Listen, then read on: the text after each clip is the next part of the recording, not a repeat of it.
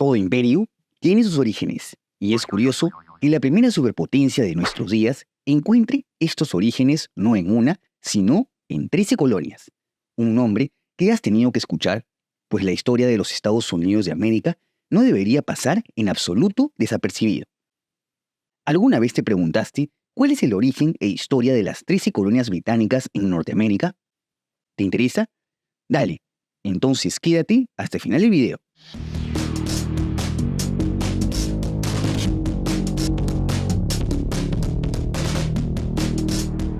Como siempre, remontémonos a los antecedentes, y para ello sería bueno que hablemos un poco del siglo XVI, en el cual se consolida la conquista de América por parte de los imperios europeos marítimos pioneros, España y Portugal, los cuales ya abarcaban gran parte de Sudamérica, Centroamérica y México.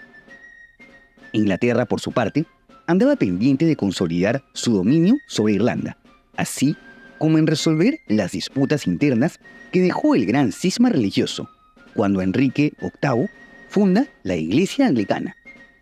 Por tal motivo, los ingleses no se lanzan a descubrir territorios de ultramar hasta inicios del siglo XVII, cuando ya reinaba el conocido Jacobo I de Inglaterra y VI de Escocia, que en inglés era James, no me preguntes por qué.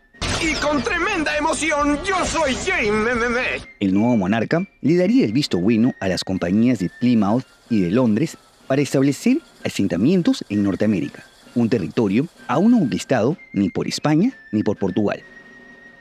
Es así que en 1607 se funda el primer asentamiento en el actual estado de Virginia, que fue bautizado como Jamestown en honor al rey de Inglaterra. Debido a los ya mencionados conflictos religiosos, los primeros colonos en aventurarse al Nuevo Mundo fueron los peregrinos, quienes deseaban llevar su fe de una manera diferente a la iglesia anglicana y deciden emigrar a Norteamérica, siendo la primera migración masiva en agosto de 1620 a bordo del barco Mayflower. Estos religiosos fundarían la colonia de Plymouth, que en el futuro se convertiría en el estado de Massachusetts. Los primeros años de los colonos fueron duros debido a la poca fertilidad de las tierras del Nuevo Mundo para las cosechas, así como por la hostilidad de los grupos indígenas.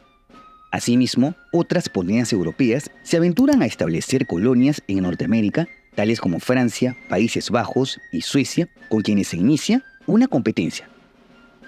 Los ingleses, por su parte, se enfocan en una primera instancia en las colonias más septentrionales, Massachusetts, New Hampshire, Connecticut y Rhode Island, que se conocieron en conjunto como Nueva Inglaterra. En el actual Nueva York, los neerlandeses habían fundado los Nuevos Países Bajos, una colonia que se extendió hasta los actuales Nueva York, Nueva Jersey y Delaware, luego de expulsar a los suecos, que se establecieron también efímeramente en el área. Un punto de inflexión fue la Segunda Guerra Anglo-Neerlandesa, la cual culmina con la firma del Tratado de Breda. En él, los neerlandeses entregan los derechos sobre los Nuevos Países Bajos, cuya capital era la actual Nueva York, a cambio de asegurarse la soberanía sobre Surinam. Una verdadera ganga. Es así que ahora los ingleses tienen la plena soberanía sobre toda la costa oriental de los actuales Estados Unidos, por lo que la expansión continúa. Todo culmina en 1732, con la fundación de la 13ª colonia, Georgia. Entre 1625 y 1740, la población de las 13 colonias se elevó de 2.000 hasta 2 millones. Evidentemente, luego de haber desplazado a las tribus de nativos americanos, quienes, dicho sea de paso, también habían fundado sus estados como las confederaciones Iroquesa y Powhatan. Con estos últimos, por cierto, se alcanza la paz luego del matrimonio de un colono inglés con la famosa Pocahontas.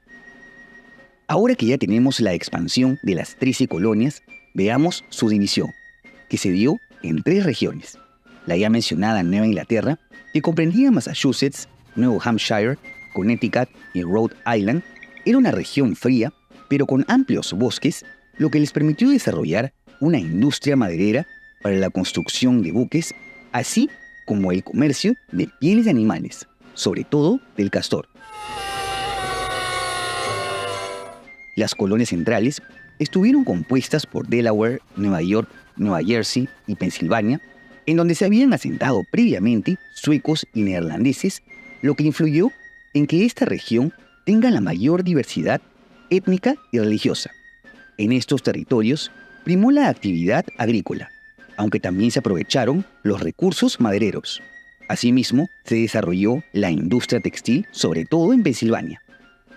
Por último, las colonias del sur fueron Virginia, Maryland, Carolina del Norte, Carolina del Sur y Georgia, las cuales se dedicaron principalmente a la cosecha y producción de tabaco, por lo que fueron de lejos la región desde donde más mano de obra esclava se importó, al punto de que se volvió vital para su economía. Sí, esto sería el precedente que marcó la diferenciación entre el sur y norte de Estados Unidos, por la que estallaría más adelante la Guerra de Secesión. Importante resaltar que cada colonia tuvo su propio sistema político, constitucional y legal, aunque bastante similares entre sí. Algo que los caracterizó fue la mayoría protestante que profesaba el cristianismo a su manera. Por último, también acotar que para el siglo XVIII se aumentaron las políticas mercantilistas sobre las colonias, en las cuales el gobierno central las administraba para el beneficio económico de la metrópolis en Inglaterra. Regresando a la historia, para 1750, las 13 colonias ya habían alcanzado cada una su mayor extensión posible. Es bien conocido que para ese entonces la rivalidad entre Gran Bretaña y Francia estaba en su punto más álgido, por lo que habían ocurrido ya varias disputas en las cuales los indígenas también tuvieron participación de uno u otro bando. Pero la guerra decisiva que marcó el destino de Norteamérica fue la Guerra de los 7 años, la cual también se dio en territorio norteamericano. Aquí se da la Guerra Franco-India, en la cual los británicos contaron con el apoyo de las 13 colonias y de la Confederación Iroquesa, con lo que lograron derrotar a Francia y expulsarlos del actual Canadá. A pesar del apoyo, esta guerra no fue en absoluto para beneficio de los colonos ingleses en Norteamérica. Resulta que tras haber invertido tanto en la guerra, los ingleses no tuvieron mejor idea que volver a aumentar los impuestos para las 13 colonias. Esto tuvo una reacción plasmada en el conocido Boston Tea Party de 1773, en donde unos colonos vestidos de indígenas arrojaron al mar la carga de té de 3 buques británicos. Londres responde a su vez imponiendo más sanciones que se agruparon en las denominadas Actas Intolerables. Es así que se extiende por las 13 colonias el famoso lema de No Taxation Without Representation, haciendo alusión a que si no participan en la política británica, no tenían por qué pagar impuestos. Las tensiones estallan finalmente en abril de 1775, cuando se da inicio a la Guerra de Independencia de Estados Unidos, de la que os habló más a detalle en este video, en la cual las 13 colonias tuvieron el apoyo de Francia y de España, deseosos de perjudicar a sus rivales ingleses. Lo que más nos compete es que durante el transcurso de este conflicto, más específicamente el 4 de julio de 1776, Thomas Jefferson declara la independencia de Estados Unidos, lo que representa el fin de las 13 colonias y el nacimiento de un país el cual luego de consolidar su independencia en 1783 se convertiría en un futuro en la gran superpotencia de nuestros días. Como ves, las 13 colonias fue un periodo vital para la historia reciente. De hecho, el fin de las mismas representan el inicio de la edad contemporánea. Y no es para menos, pues son el origen del país que mantiene la hegemonía del mundo. Un evento histórico que no debemos pasar en absoluto desapercibido. ¿Cómo crees que hubiera sido la historia si las 13 colonias no se hubieran independizado en 1776? No te olvides de dejar tu comentario y de suscribirte al canal.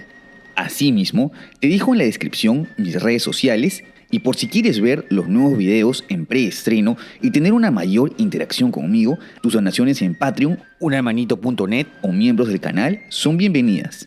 ¡Hasta la próxima!